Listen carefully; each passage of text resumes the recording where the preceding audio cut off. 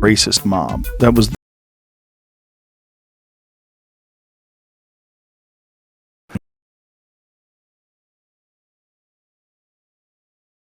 conversation.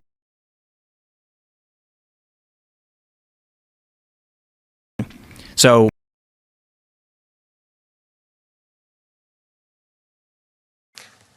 thank you, Senator Hawley.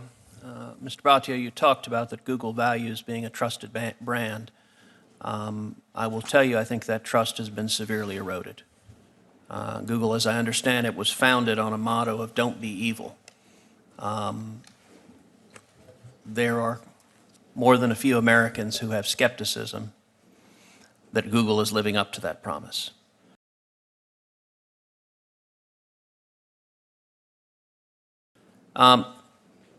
You answered Senator Hawley that, well, gosh, The Economist and others have done studies. Did The Economist have access to Google's internal records? No, Senator, I believe it was done externally. They ran a series of tests based on results that they were plugging into our search engine. So one of the very frustrating things about this topic is there are very limited data.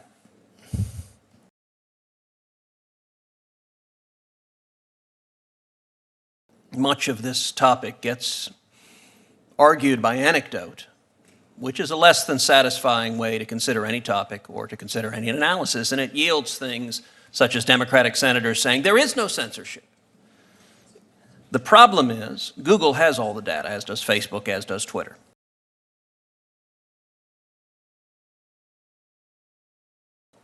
Let's see if we can get a little bit of that data. In the year 2018, how many ads by Republican office holders did Google block? How many political ads? How many ads by a Republican office holder did Google block?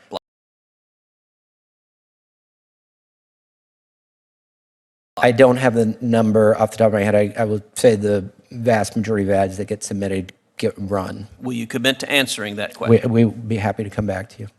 And I want the same answer. How many ads by Democrats did Google block?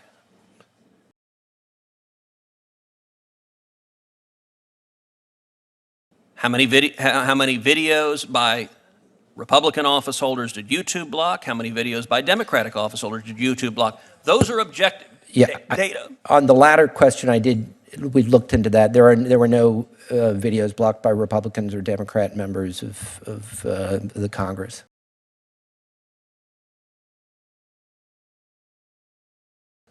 Okay, so my understanding actually is one of the members of this committee, Senator Marsha Blackburn, had one of her ads blocked because you deemed it shocking content.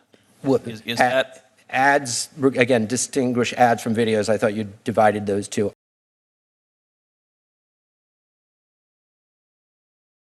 Ads, we have had both Democrats and Republicans on occasion be blocked. In the case of Senator Blackburn, yes, there was an ad that she submitted. It involved one of the people on the ad voicing an obscenity.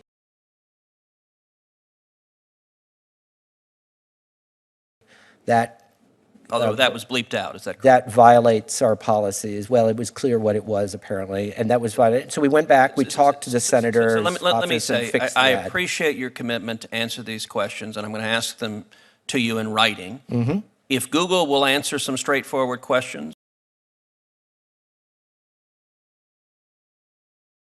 what was the average ad rate Google charged the Trump campaign in the 2016 campaign? Ad rates, Senator, are set by auction. So Democrats, Republicans, it's entirely based on when they would want to run. There is an average ad rate. That is a number. It would be the average of the rate you charged across the board. And I'm going to ask you in writing, what was the average ad rate that the Trump campaign paid and the Clinton campaign paid?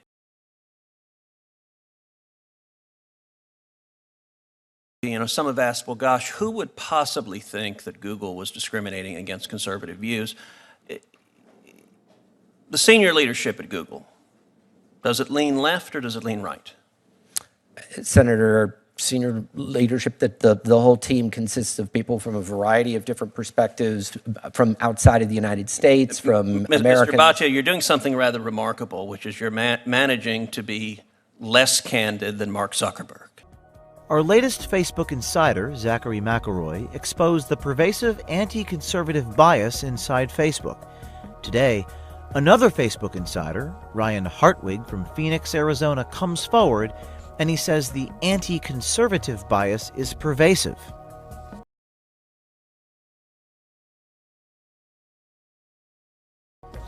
Tell us your name and where you worked.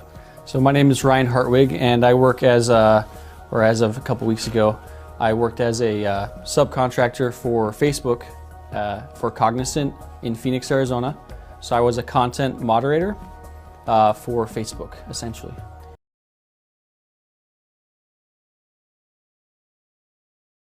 And why did you decide to come to Project Veritas? I thought people deserved to know what was going on.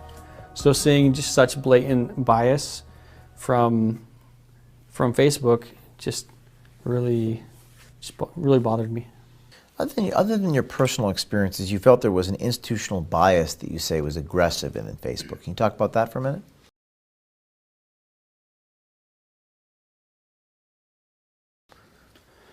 Yeah, so when I started in March of 2018, I saw more blatant posts against Trump.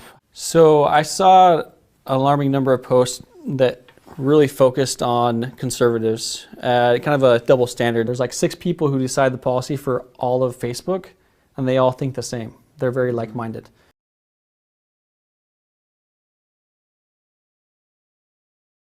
We bring the game to it could work on the left side. Yes. But the left, How? Yeah, how? freedom of speech is the main one. So like they're allowing political ads still. Yes. So now they can give more exposure to the left versus the right. 100%. Yes. But Facebook obviously hates Trump. Yes, yes, 100%. They do.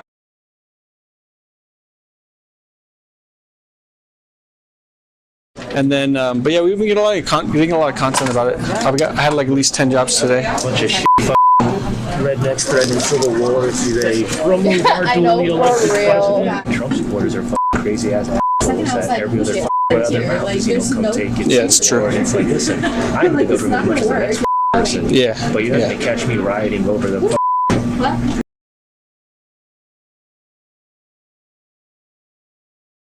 It's like impeachment. Like it's a problem. Like it doesn't just happen. Trump called it a coup.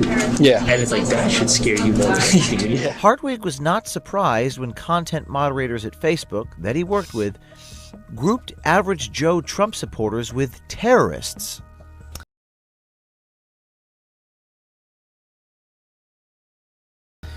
The next clip was captured by a hidden camera. This is of Steve Grimmett, team lead for content review. I mean, I guess maybe that's part of your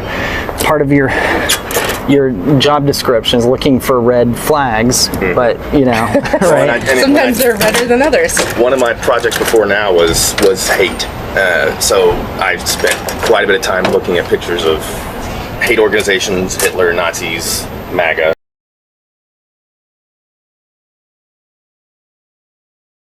You know, Proud Boys, all that stuff, all day long. Does it surprise you that he combines Hitler, Nazis, and MAGA? He's describing hate organizations he's moderating for Facebook. He kind of throws MAGA in there. What is your reaction to that? So yeah, he groups together hate organizations, Hitler, Nazis, MAGA. So that's kind of how the moderators are conditioned to think.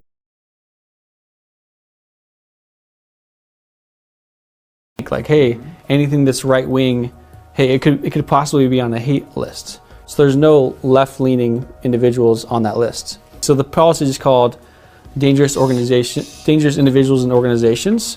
So in that same list, there's also terrorists. Or the moderators that were doing this moderation. You mentioned Broward was a Sanders supporter. Mm-hmm. How about the people that were making the choices on whether to take something down or not? What were their politics like?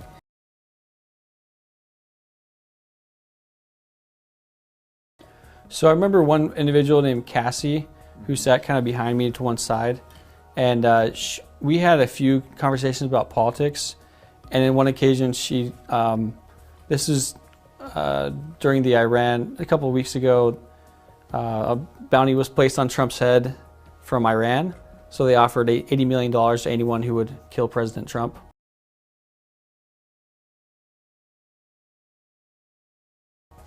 And Cassie was talking about how she would accept that bounty and that it would be, it would be worth it. She's a content moderator? Yes. It's inhumane. It's inhumane, but if it's gonna save the country, why not do it? I feel like $80 million would do a lot of good for the U.S. instead right now.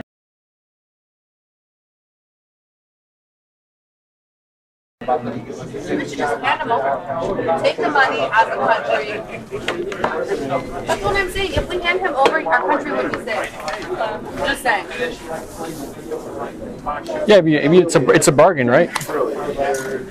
You're talking about them coming, like them coming here. I'm just saying, take him. Y'all can keep your 80 million, or you can give it to us and we can put it in our debt. Like, just you're saving the U.S. Like, come on. Yeah, that's it. Valley Let's Company focus obtained. on some simple data. It's where data is helpful. I did an FEC analysis in 2016 of senior executives at Google, people who had the title of some form of executive, vice president, or director. Found at least 88 unique senior officials at Google who made contributions to the Hillary Clinton campaign. 88. Do you know how many senior executives at Google made contributions to the Trump campaign?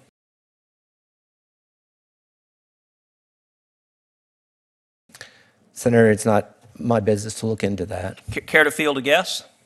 0. Goose egg, not a single one. This ain't close that you can't say, gosh, I don't know anything about the politics here.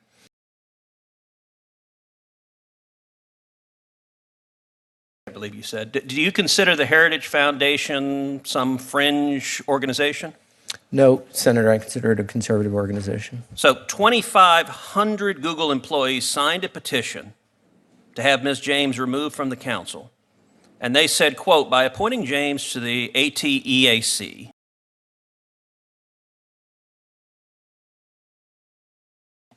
Google elevates and endorses her views, implying that hers is a valid perspective worthy of inclusion in its decision-making. This is unacceptable. So you have 2,500 employees at Google saying that Ms. James, who, by the way, is an African-American woman, was one of the first women to desegregate the Richmond public schools.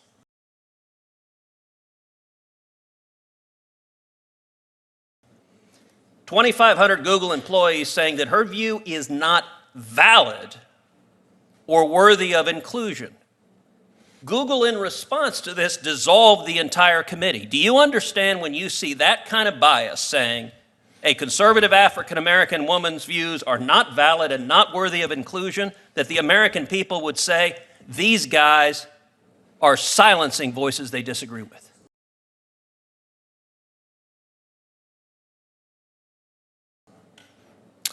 Senator, the 2,300 amounts to something around 2% of the Google employees. But Google acted on their recommendation. No, You Senator. dissolved the committee. We did not, Senator. What happened in that situation was it was a committee that consisted of a number of members.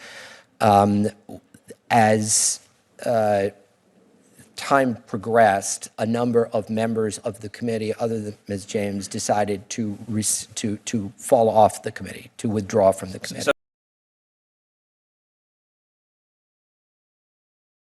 So is it your testimony, Mr. Bate, because I'm finding this difficult to credit? Is it your testimony that Google did not dissolve the committee because your employees were mad that anyone right of center was included? We dissolved the committee, Senator. I think we were clear at the end of the day that it was not going to be viable to continue the council, given what we were seeing happening with other members of the committee.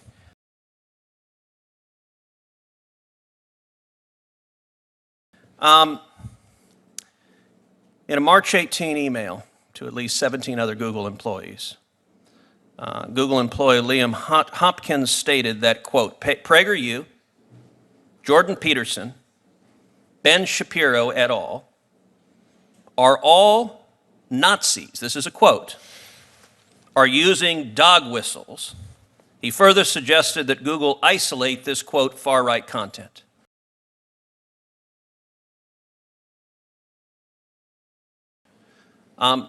Is it your judgment that Mr. Prager, Mr. Peterson, and Mr. Shapiro are Nazis? No, Senator. At least two of the three, Mr. Prager and Mr. Shapiro, are Orthodox Jews. Are you familiar with any Orthodox Jews who are Nazis? No, Senator.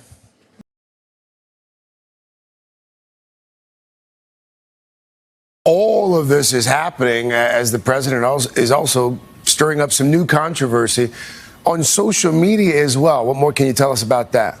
Yeah, that's right. Overnight, Twitter posted a warning label on another tweet from President Trump, this time calling it manipulated media.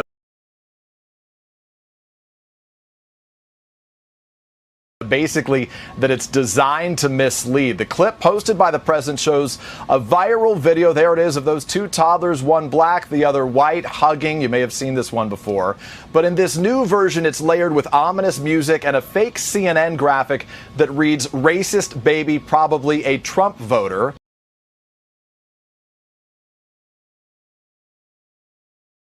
The original real story from last year was about a friendship between the two toddlers.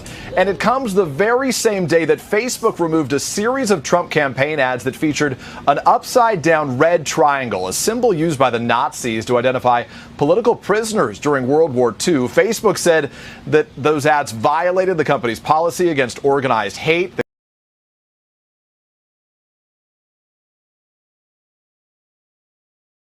The campaign insists it was using the ads to target Antifa, those anti-fascist protesters the president has blamed for violence and rioting during recent protests.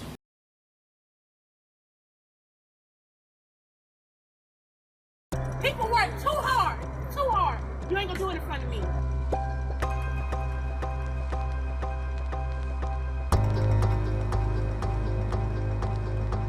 This is not a black woman who's put in Black Lives Matter. I just want you to know that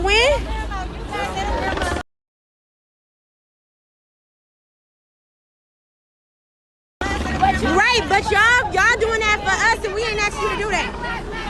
Listen, don't spray stuff on here when they gonna blame black people for this, and black people didn't do it. Don't push the pain. Stop. It doesn't matter. Because listen, no. When you only do that shit. No, but when you do that, they don't come after you, they come after us.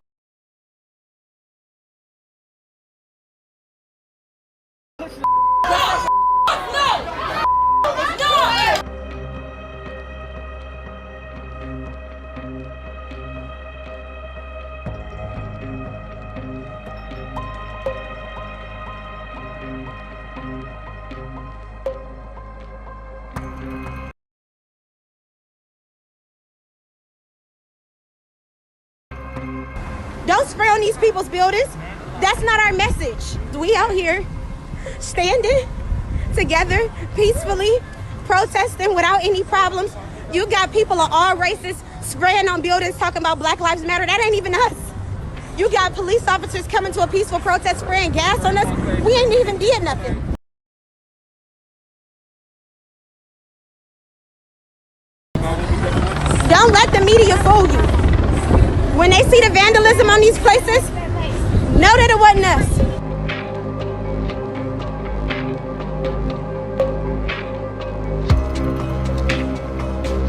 You don't have to go and burn down things, steal things, burn things, and stuff like that. We always try to keep things together. We got enough issue with this COVID virus right now. We got enough issues. But for this right here to happen right now, it just adds to it.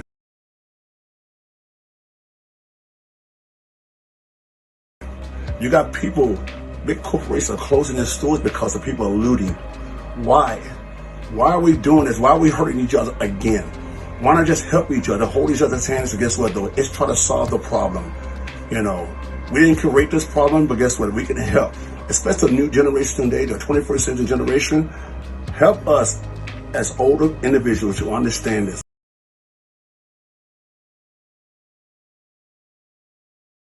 Don't add to it.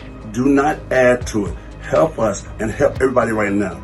We got too many issues right now. And this is a bad one right now, but we got to all come together and try to help each other, try to get through all this situation. Please, please, understand, we have to live together. We're human beings. We're not animals.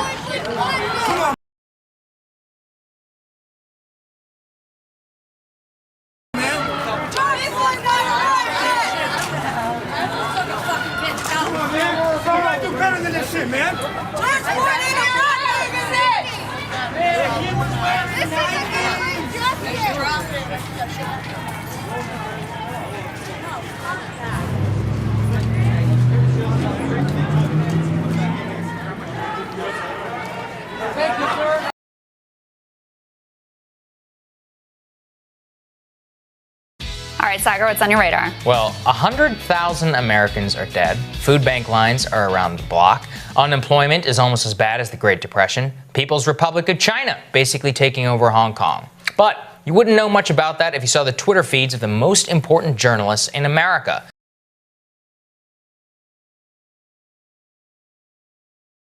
Instead, what has occupied them is a Karen campaign started by MSNBC host Mika Brzezinski, picked up by the New York Times and CNN to get some of Trump's tweets deleted. So the tweets in question concern a young woman who died while serving as an intern in then Congressman Joe Scarborough's office in 2001. The woman's fiance wrote an open letter to Twitter CEO Jack Dorsey in the New York Times asking for the tweets to be deleted.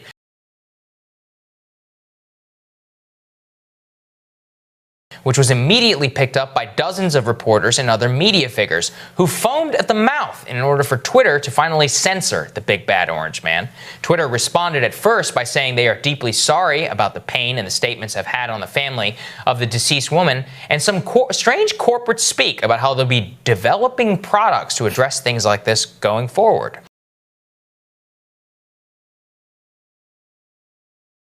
You know, occasionally we're going to try to help you.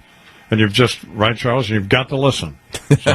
Well, tell me what I need to do. Well, no, you're doing great. I mean, don't be afraid to be funny. Okay. Because you are funny. That was I asked you why you went in Congress. You said you'd had sex with the intern, then you had to kill her. Exactly. I mean, ask you why you went in Congress. You said you'd had sex with the intern, then you had to kill her. Exactly. I mean, ask you why you went in Congress. You said you'd had sex with the intern, then you had to kill her. Exactly. I mean, that's pretty risky to say. What are you going to do? So it could be, you can be very good. I mean, Well, we found out hours later exactly what the corporate gobbledygook actually meant, and it looks like this. Twitter caved to the Karen pressure and is now fact-checking the tweets of the President of the United States. They're not even fact-checking the tweets around the death of Joe Scarborough's former intern.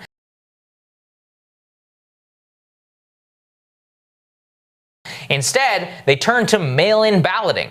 This is a monstrously stupid, counterproductive, and it will lead to probably the biggest tech clash on the right that these social media companies have ever seen, and they will 100% deserve it. Let's begin with the obvious. Viewers of this show know that the most so-called fact checks in mainstream media are complete bullshit.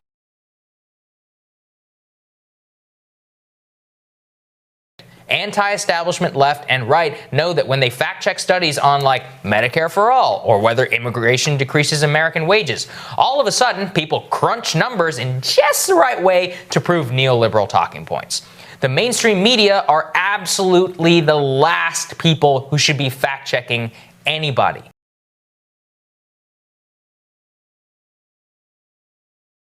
But beyond their credibility, think about the ridiculous precedent that has now been set. This means that from here on out, if Twitter does not fact-check a political statement on Twitter by Trump, that it is then conveying to the general public that that tweet is then true, which means they have now a hellish compliance task before them. But more than that, if this policy is not widely applied to, say, People's Republic of China's diplomats spreading news about the coronavirus and how it's actually from the U.S. Army,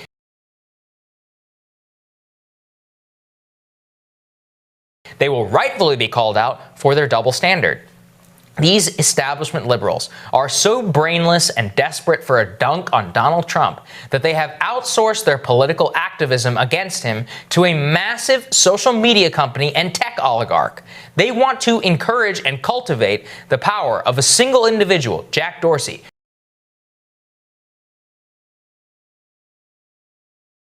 who is worth billions of dollars, to have immense power over our political discourse. That is not a democracy. It is the furtherance of an oligarchy that we already live in.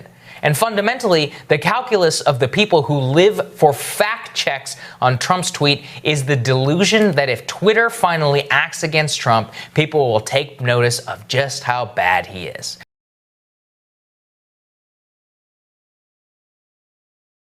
Just like if Robert Mueller testifies when the public will learn just how compromised by the Russians he is. Or just like if they spend a year investigating his taxes, that people will decide he's not on the up and up.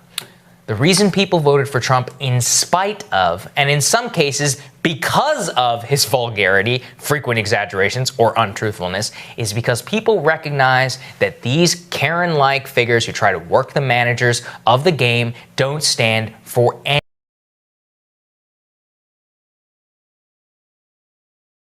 civility and fact-check politics pushed by these people is just a cynical ploy to preserve the status quo. If they can literally so-called fact-check the most powerful person in the free world, then you and me, we do not stand a chance. This is the first overt step towards a country completely controlled by the worst and most nefarious actors in our society.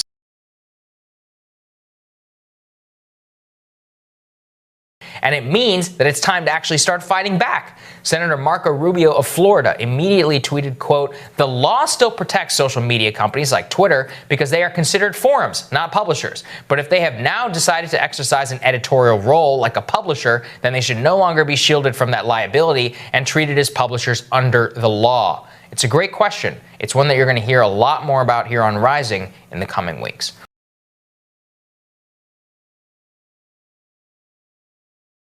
And you know, Crystal, I mean, you look at this decision by Twitter, and I think that the most glaring thing is the one I pointed out. So they didn't fact check the Joe Scarborough tweets. Does that mean it's true? Did you people get what you wanted? I mean, now I'm looking at that, I'm like, hey, maybe the president's not lying about the fact that Joe Scarborough killed his intern. Ask you why you went in Congress. You said you'd had sex with the intern, then you had to kill her. Exactly. I mean, which obviously, like, if you look at all the available evidence, seems pretty ridiculous. Ask you why you went in Congress. You said you'd had sex with the intern, then you had to kill her. Exactly. I mean, and is cynically being used by him because he doesn't like Joe Scarborough. I mean, if you don't like what Trump tweeted about Joe Scarborough, if you find it uncouth and terrible, don't vote for him. Put it in a stupid ad like Hillary Clinton did. We have a process available for exactly It's these called sorts of a complaints vote. and Be grievances. like, he's a terrible you can be like, he's so terrible. Hold up the screenshot of the tweet. Ask you why you weren't in Congress. You said you'd had sex with the intern, then you had to kill her. I mean, The real thing that they can't stand is people don't care. Hillary Clinton had that "our children are watching" ad, right? People didn't care. People still voted for him. And that's the one thing they cannot wrap their heads around. Like, Twitter fact-checking Trump is going to do nothing. Thank you very much. We're here today to defend free speech from one of the gravest dangers it has faced in American history, frankly. And you know what's going on as well as anybody. It's not good. A small handful of powerful social media monopolies controls a vast portion of all public and private communications in the United States. And we know what they are. We don't have to name them. We're going to give you a complete listing.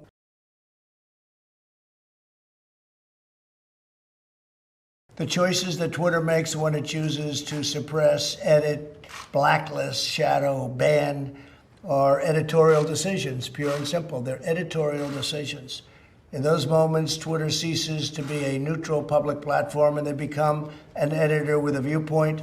And I think we can say that about others also, whether you're looking at Google, whether you're looking at Facebook. And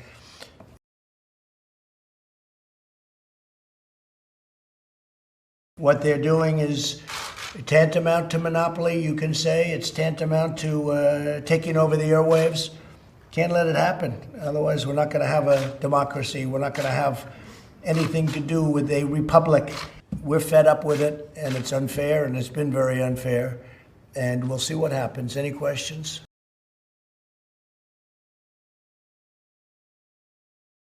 Mr. President, given your concern with Twitter, have you given any consideration to deleting your account, to just walking away from this platform you've been so critical of? Well, you know, if you weren't fake, I would not even think about it. I would do that in a heartbeat. I'm real, but sir. the news is fake.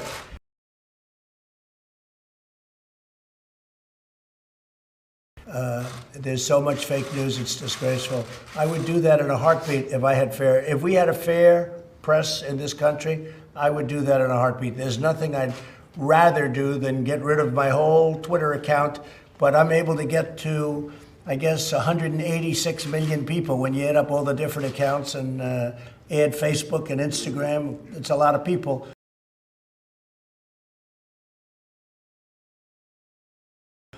And that's more than the media companies have, frankly, by a lot.